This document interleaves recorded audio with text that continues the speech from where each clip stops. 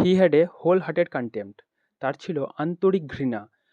এখানে স্বামীজির ছিল আন্তরিক ঘৃণা, বা তিনি আন্তরিকভাবে ঘৃণা করতেন।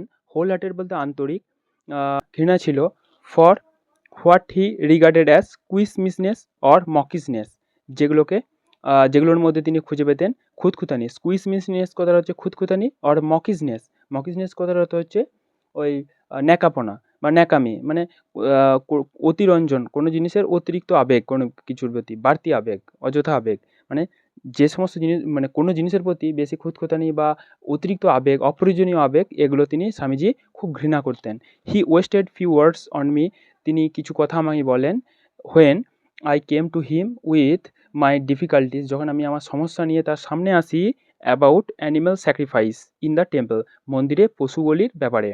হি মেড নো রেফারেন্স, তিনি কোনো উদ্ধৃতি দেননি, as he might have done, যেটা তিনি সেই সময় দিতে পারতেন, to the fact that most of us loudly as we may attacked this. হ্যাঁ, এই বিষয় নিয়ে যখন আমরা খুব সবাই মিলে জোরে বা উচ্চকণ্ঠে বিরোধিতা করছিলাম, সেই জায়গায় হ্যাভ নো হেজিটেশন, সেই জায়গায় আমাদের কোনো দ্বিধাই থাকে না, in offering animal sacrifice to our selves. হ্যাঁ, আমরা নিজেরা যখন নিজেদের লালসার জন্য বা নিজেদের খাওয়ার উদ্দেশ্যে পশু বলির ব্যাপারে আমরা কোনো দ্বিধাই করি না। তাহলে হ্যাভ নো হেজিটেশন, আমাদের কোনো দ্বিধাই থাকে না, in offering animal sacrifice to our selves, আমাদের নিজেদের কোনো খাবার বা লালসা চরিতার্থ করার সময় যে পশু বলি দিই, সেই পশু বলি দেওয়ার ব্যাপারে। হি অফার্ড নো আর্গুমেন্ট, তিনি কোনো তর্ক বিতর্ক করলেন না। হি ইজিলি মাইট হ্যাভ ডান, সহজভাবেই যেমন তিনি দিতে পারতেন। Regarding the degradation of butchery and the slaughter house, যেমন কসাইখানা এবং কসাইখানার ব্যাপারে যে অবনমন, আন্ডার দ্য মডার্ন সিস্টেম, আধুনিক ব্যবস্থাপনায় কসাইখানার যে অবনমন, সেই অবনমন ব্যাপারে তিনি যেমন যেটাকে উদাহরণ হিসেবে দিতে পারতেন, সেসব কিছু তিনি দেয়নি। Why not a little blood to complete the picture, এই চিত্রটাকে, মানে এই পুজোর ব্যাপারটাকে সম্পূর্ণ করতে একটু রক্ত দিলেই ক্ষতি কি? Was his only direct reply to my objections, আমার এই বিরোধিতার এটাই ছিল তার প্রত্যক্ষ উত্তর। In this way and it is with considerable difficulty, অনেক কষ্টের মাধ্যমে, দ্যাট আই এলিসিটেড বলতে কারোর কাছ থেকে কোনো কিছু জানা বা কোনো কিছু মত বার করা। I elicited from him and from another disciple of Shri Ramakrishna sitting near, রামকৃষ্ণের নিকটস্থ এক শিষ্য, এবং তার কাছ থেকে আমি খুব কষ্টে এর ব্যাপারে জানতে পেরেছিলাম, the actual facts of more austere side of Kali worship, Kali পুজোর আরও কঠিন সংযমী যে রীতিনীতি, সেই রীতিনীতিটা। অস্টিয়ার কথাটা হচ্ছে কঠিন সংযম। দ্যাট সাইড, এই দিকটা, which has transcended the sacrifice of other, যেটা এই পশু বলির থেকেও অনেক বেশি ওপরের, বা পশু বলির থেকেও অনেক মহত্তর জিনিস এই বিষয়টা। হি টোল্ড মি হাউএভার, যাই হোক তিনি আমায় বলেছিলেন, that he had never tolerate the blood offering commonly made to the demons who attend on Kali. He told me however, যাই হোক তিনি পরে আমাকে বলেন যে, he had never tolerated the blood offering, তিনি এই রক্ত অর্পণ কোনোভাবেই মানতে পারেন না, commonly made on demons, সেই সমস্ত যেটা সাধারণভাবে উৎসর্গ করা হয় ডেমন্স, সেই সমস্ত পিশাচদের বা দানবদের, who attend on Kali, যারা কালীর উপর ভর করে কালীকে ঘিরে থাকে, মানে কালীকে ঘিরে থাকা যে পিশাচ, তাদের উদ্দেশ্যে রক্ত অর্পণ তিনি কোনোভাবেই সমর্থন করেন না। This was simple devil worship, এটা এক কথায় সহজ ভাষায় এটা হলো পিশাচের আরাধনা। And he had no place for it, তার মনে এর কোনো জায়গায় নেই। His own effort being constantly to banish fear, তার আন্তরিক প্রচেষ্টা হলো, তার আন্তরিক অনন্তর প্রচেষ্টা হলো ভয়টাকে তাড়ানো, অ্যান্ড উইকনেস, দুর্বলতাকে তাড়ানো, ফ্রম হিজ ওন কনসিয়াসনেস, মানুষের সচেতনতার মধ্যে যে ভয় এবং দুর্বলতা সেগুলোকে বার করতে চেয়েছে তিনি অনন্তর প্রচেষ্টা করেছেন। অ্যান্ড টু লার্ন, হ্যাঁ, রিকগনাইজ দ্য মাদার, এবং তিনি মাকে চিনতে শিখিয়ে এবং মাকে চিনতে শিখিয়েছেন বা চিনতে যাতে মানুষ শিখে সেই প্রচেষ্টা করেছেন।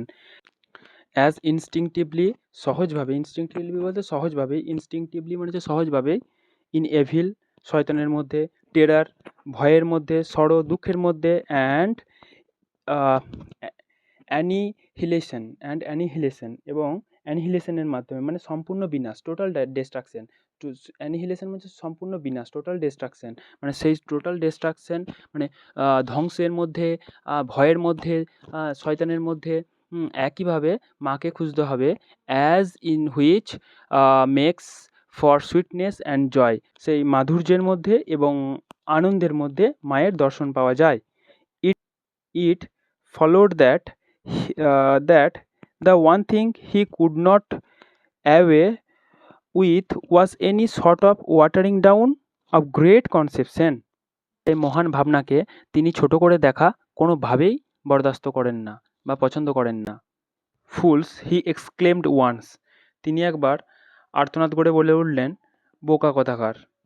হি as he dwelt in quiet talk on, যখন তিনি শান্তভাবে আলোচনার মধ্যে নিহিত ছিলেন বা আলোচনা করছিলেন, on the warship of the terrible, এই ভয়ঙ্করী দেবীর পূজা অর্চনার ব্যাপার নিয়ে, and on becoming one with the terrible, এবং সেই ভয়ঙ্করীর রূপের মধ্যেই একাত্ম হয়ে যাওয়ার যে প্রসঙ্গ, সেই প্রসঙ্গে তিনি এই কথাগুলো বলে উঠলেন।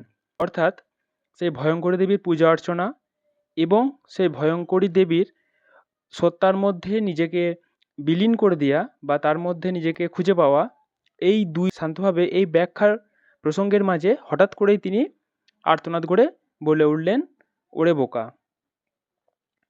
তাহলে ফুলস হি এক্সক্লেমড, তিনি ফুলস ওরে বোকারা, হি এক্সক্লেমড ওয়ান্স, তিনি একবার আর্তনাদ করে বলে উঠলেন, as he dwelt in quiet talk, যখন তিনি শান্তভাবে কথাবার্তার মধ্যে নিহিত ছিলেন, on worship of the terrible, সেই ভয়ঙ্করী দেবীর পূজা অর্চনার ব্যাপার প্রসঙ্গে, and on becoming one with the terrible, আর সেই ভয়ঙ্করী দেবীর সত্তার মধ্যে একজন হয়ে যাওয়া বা তার সত্তার মধ্যে বিলীন হয়ে যাওয়া, এই প্রসঙ্গে শান্তভাবে এই আলোচনা প্রসঙ্গে মাঝে হঠাৎ করে তিনি আর্তনাদ করে বলে উঠলেন, ওরে বোকারা।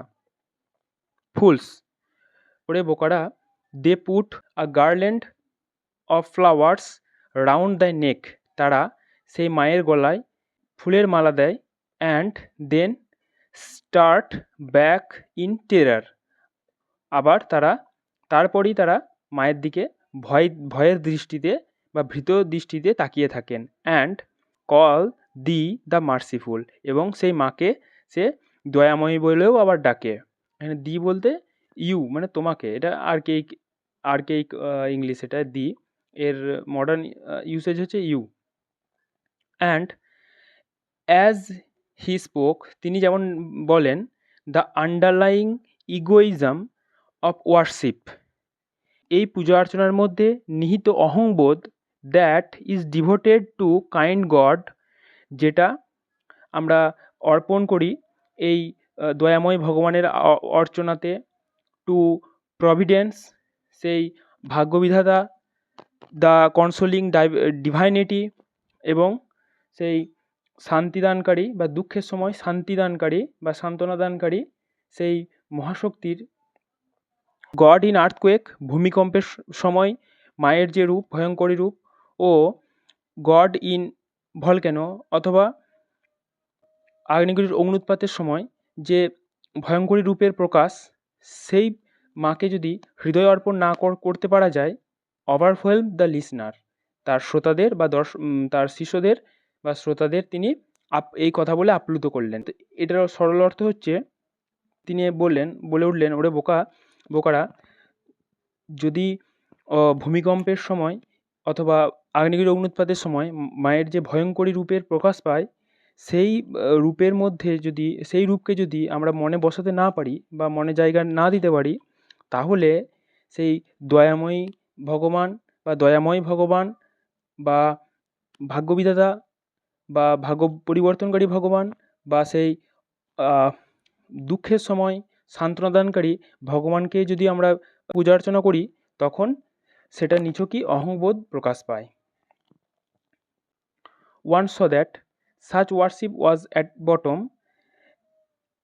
বলতে একদিক থেকে বা এদিক থেকে, ওয়ান saw that এভাবে একজন বুঝতে পারলো যে, বা এখানে তিনি বলছেন, মানে সিস্টার নিবেদিতা নিজেকে বলছেন যে আমি বুঝতে পারলাম যে, বা একজন বুঝতে পারলো যে that such worship was at a bottom, এই ধরনের পূজা অর্চনা একদিক থেকে as Hindu called it merely shopkeeping, যেটাকে হিন্দুরা মেকি দোকানদারি পূজা অর্চনা বলে থাকে।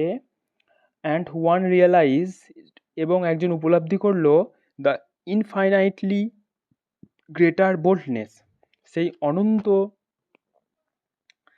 অনন্ত বহুগুণের নির্ভীক, বোল্ডনেস বলতে নির্ভীক, and truth of the teaching, হ্যাঁ, এবং সত্য জ্ঞানের বা শিক্ষার অধিকারী, that God manifest through evil, যে ভগবানের প্রকাশ, ম্যানিফেস্ট মানে প্রকাশ, রিভিল প্রকাশ, ভগবানের প্রকাশ পায় থ্রু ইভিল, যেমন ঠিক অমঙ্গলের মাঝে, as well as through good, ঠিক যেমনভাবে প্রকাশ পায় মঙ্গলের মাঝে বা মঙ্গলের মধ্যে ঠিক যেমন ভগবানের প্রকাশ, অমঙ্গলের মধ্যেও ঠিক ভগবানের তেমনই প্রকাশ।